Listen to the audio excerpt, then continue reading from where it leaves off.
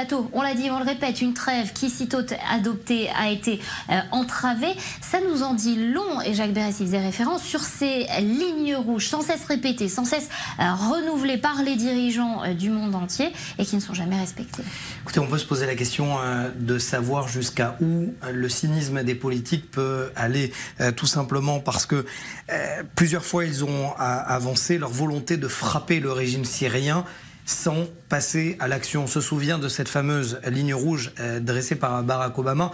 Et votre intervenant le disait si bien, c'est-à-dire pour des intérêts diplomatiques, notamment avec l'Iran, Barack Obama, parce qu'il était en train de négocier le fameux deal sur le nucléaire iranien, n'a pas agi. On se souvient également que François Hollande était sur le point d'agir. Finalement, lui non plus, elle n'a pas agi. Aussi surprenant que cela puisse paraître, le seul qui n'a pas parlé et qui a agi, c'est un certain Donald Trump, qui est à la Maison-Blanche et qui avait tiré, souvenez-vous, en avril dernier, 59 missiles Tomahawk de croisière en direction du régime syrien.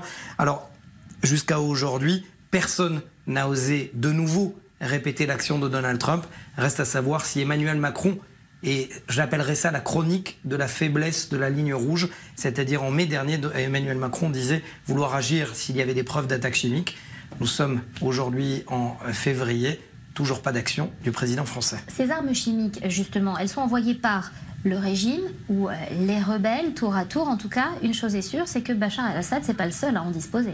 Bien sûr, ce n'est peut-être pas politiquement correct de le dire, mais oui, Bachar el-Assad utilise, et ça on en a la preuve, des armes chimiques, mais également les rebelles. Les rebelles, c'est qui dans cette région de Ghouta?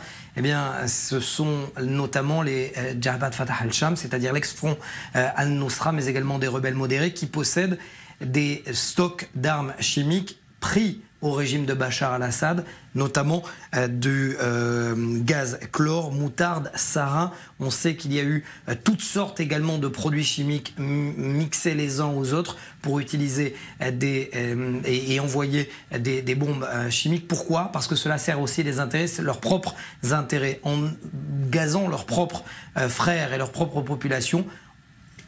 Qui est visé ensuite? C'est le régime. Et donc, chacun utilise leurs propres armes pour servir leurs propres intérêts. Et en attendant, c'est une population qui en paye les frais. Lourdement les frais. Merci beaucoup, Mathias, pour ces